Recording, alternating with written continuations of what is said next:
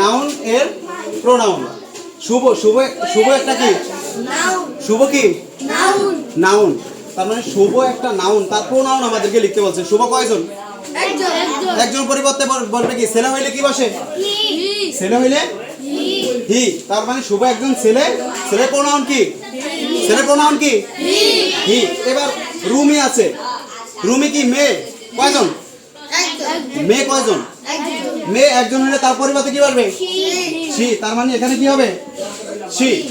শুভ ছেলে, ছেলের প্রোনাউন কি? হি। রুমি মেয়ে কয়জন? একজন, এই জন্য কি হয়েছে? সি। এবার আসো কাউ। কাউ কাউ অর্থ কি? গরু। এখানে কাউ অর্থ গরু একটা, তার মানে একটা গরু যদি একটা হয় তার প্রোনাউন কি? ইট। আচ্ছা, গরুর প্রোনাউন ইট হবে কেন? গরু অচেতন। গরু কি? অচেতন।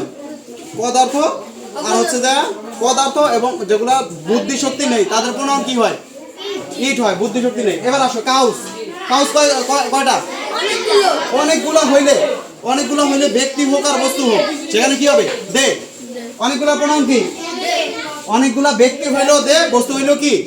দে। তারপর আসো রিভার। রিভার কয়টা? নদী। এখানে একটাকে মিন করছে, তার মানে এখানে কি হবে? ইট। রিভার, রিভার হচ্ছে কি? বস্তু। বস্তু প্রোনাউন কি? ইট।